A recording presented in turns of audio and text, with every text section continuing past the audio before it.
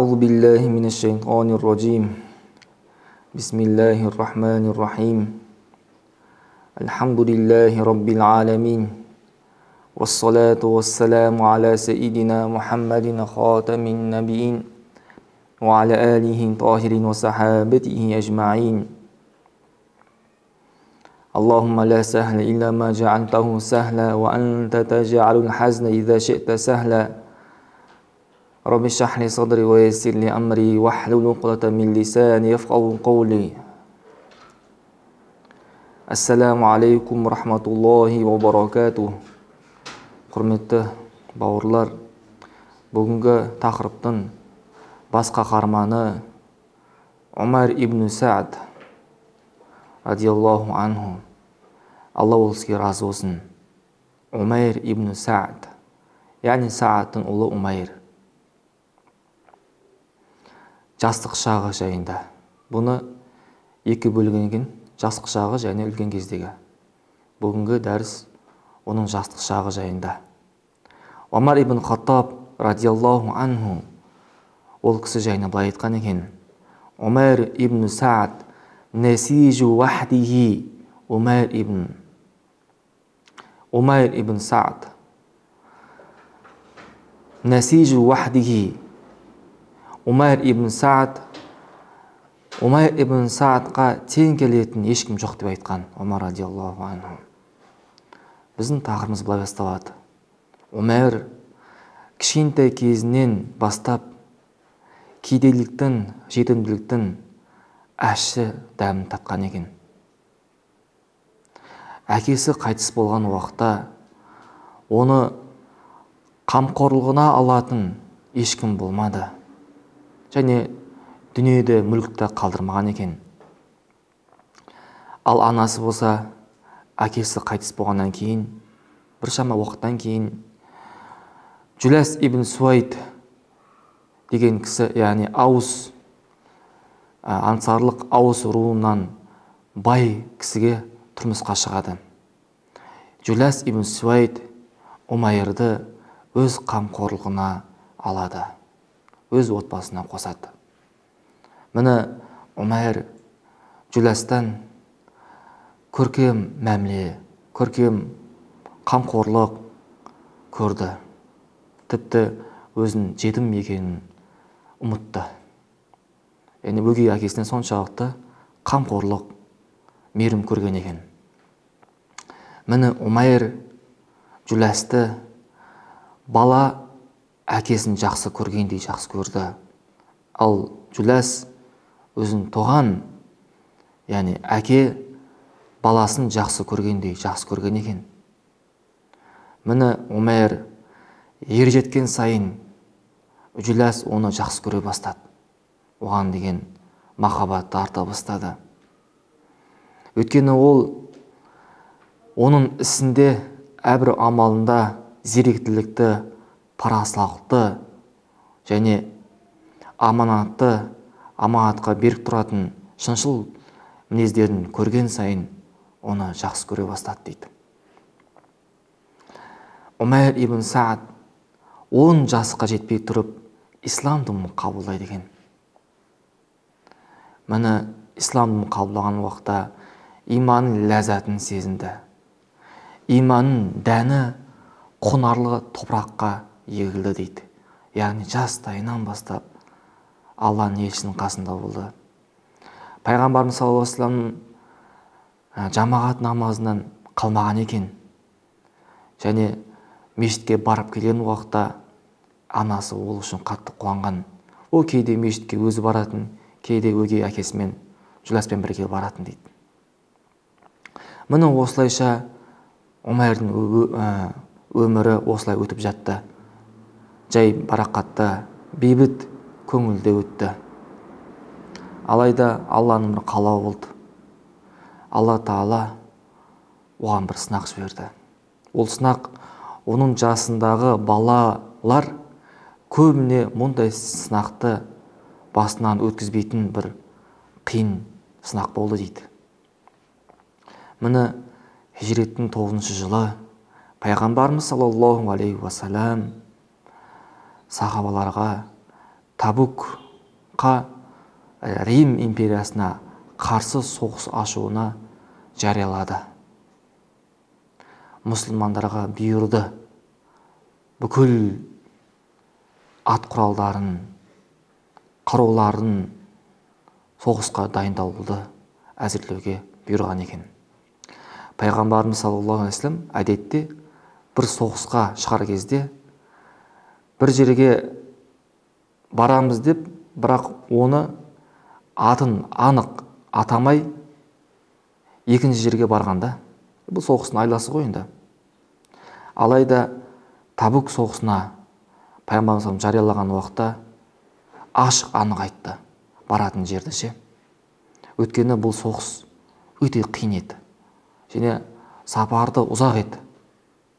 Бұл машақаты ауыр еді және қарсылас та дұшпандар өте үлкен қарсылас еді. Сол үшін Пайғамбарымыз саллаллаху алейхи уассалам бұны ашық анық айтты. Осындай жерге, Табук жерге барамыз, дайындалыңдар, қару-жарақтармен, қандай нәрсе бар, Алла жолын сарып қылыңдар деді.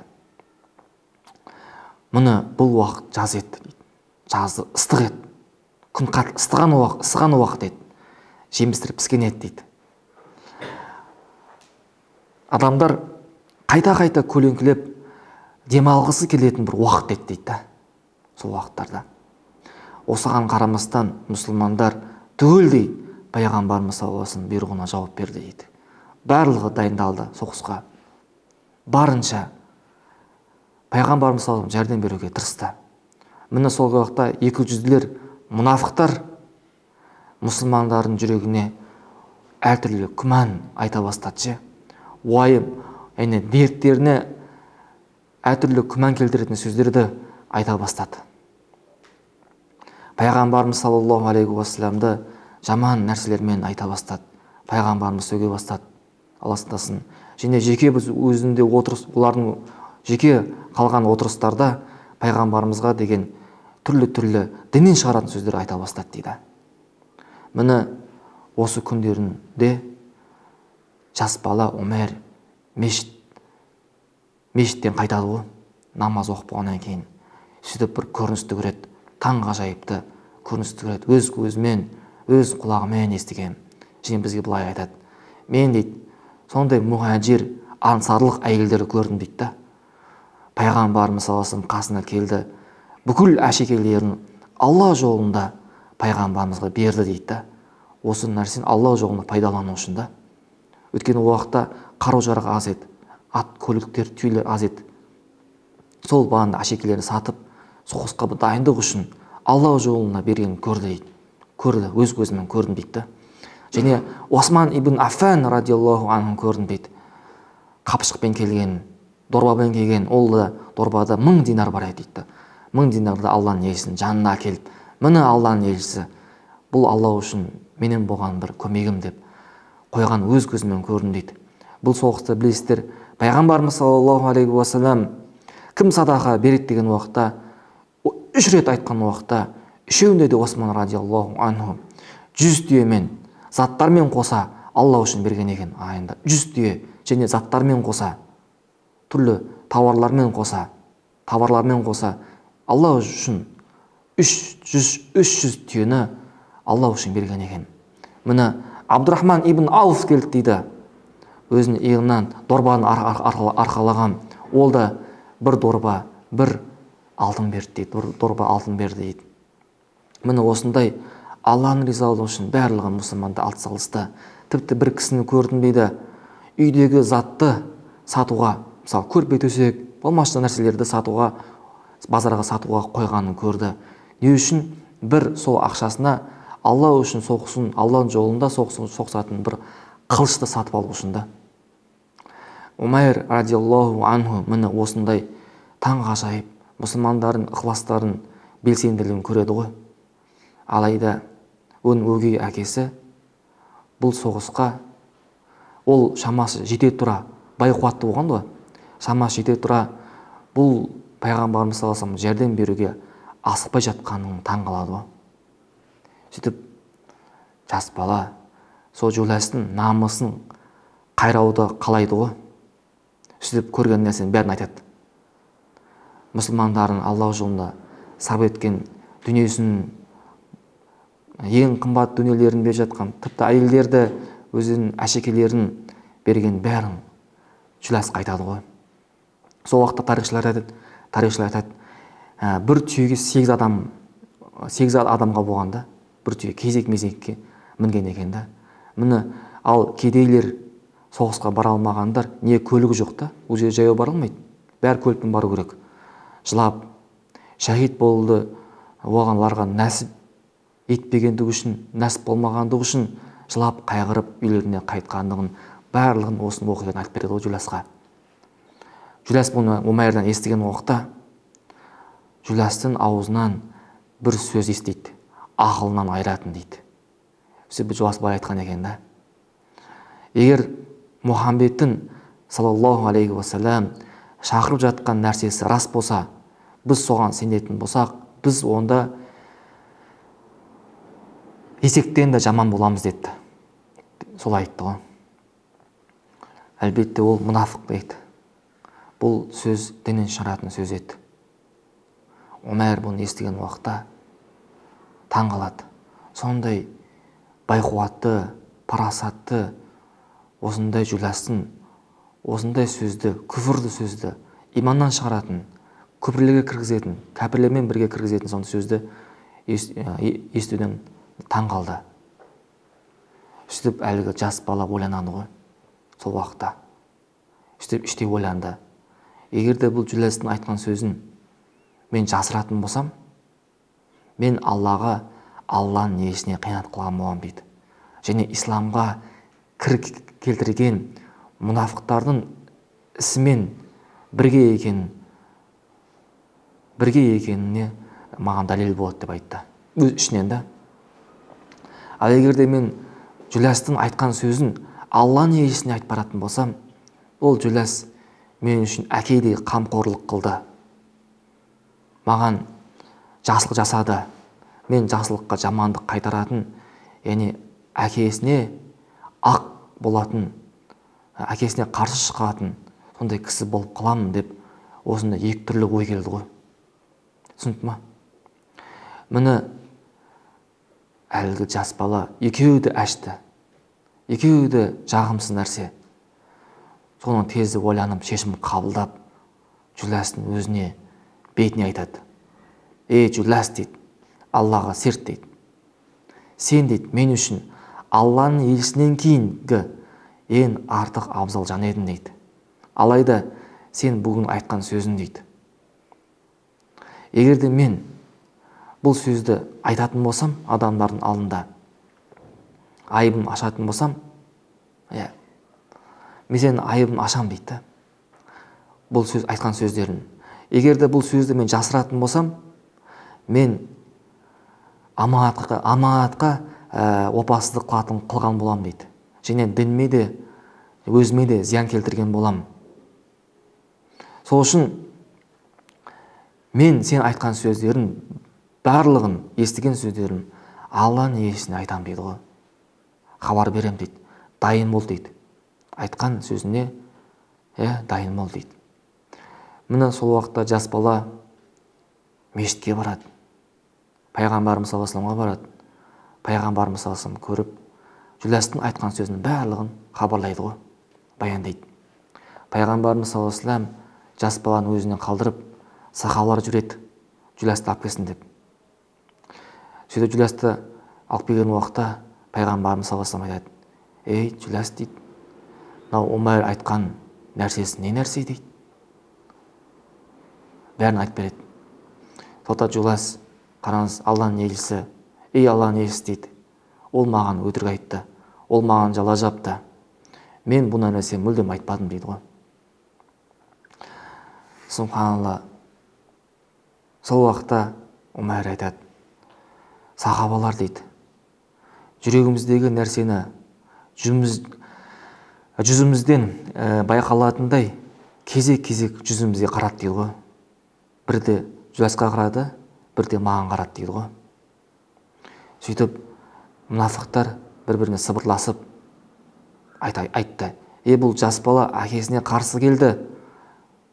Оған жақсылық жасаса да әкесі оған қарсы жауап қайтарды. Опасыздық қылды деп айыптап отыр жас баланы. Ал бірі мұсылмандар айтты: бұл жас бала Алланың итағатында өскен бала. Оның жүзінде көрініп тұр айтқан сөзі рас екен дейді ғой. Бұл өтірік алдамайды дейді.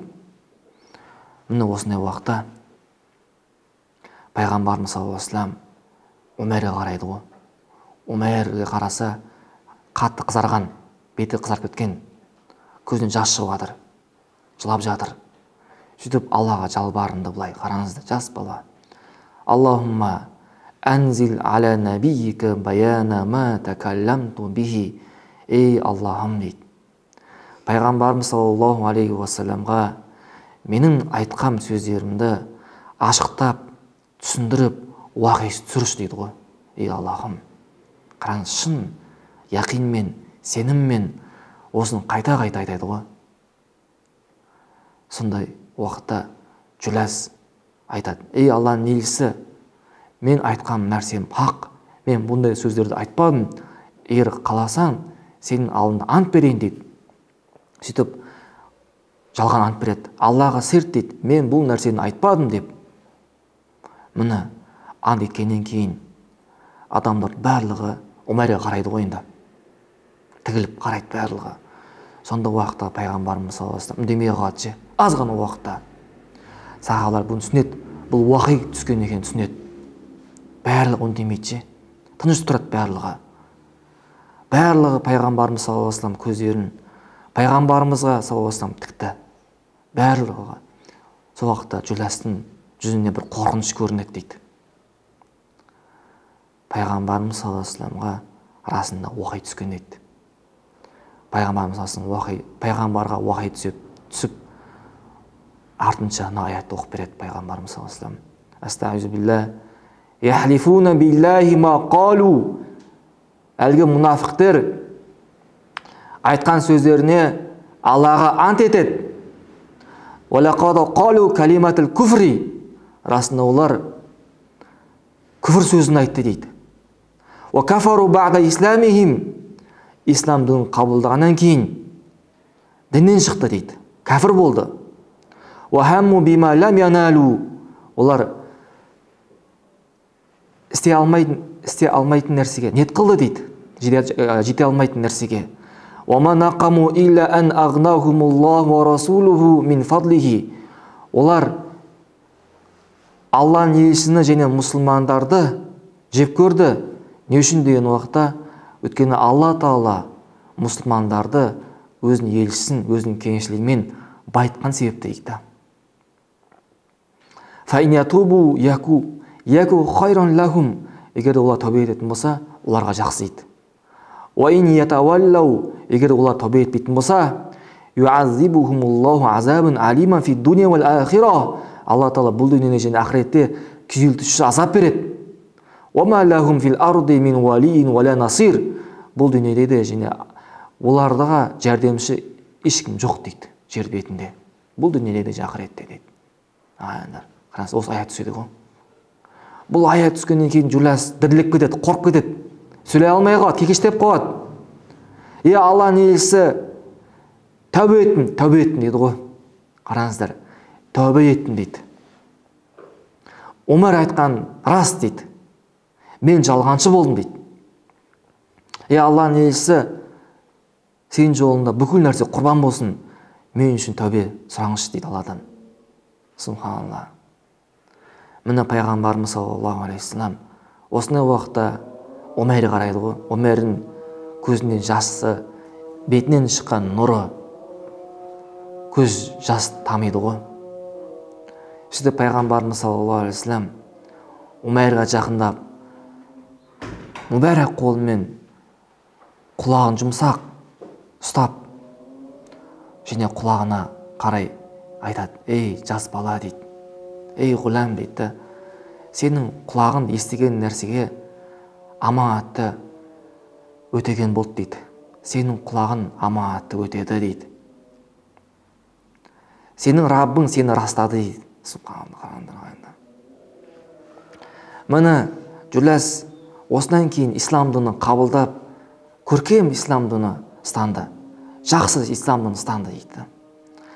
Сахабалар одан кейін бұл жағдайды еске алған уақытта, Жүләс бұл осы оқиғаны еске алған уақытта көп айтатын ше, Омайрға Алла ол кісіге разы болсын. Ол мені тозақ отынан құтқарды. Ол мені былай айтқанда күбірден құтқарды деп ше. Мына ағайындар, бұл жас баланың бір өмірдегі ең керемет ісі емес дейді. Одан да үлкен істер бар. Ол жас үлкейген уақытта екінші келесі сахабамыз иншалла осы тақырып болады, осы сахаби болады. Үлкен жастағы өмір баянын айтып өтеміз дейді. Субханакаллахумма бихамдика ашһаду ан ла илаха иллаллах, астағфирука ва атубу илейк. Алла разы болсын.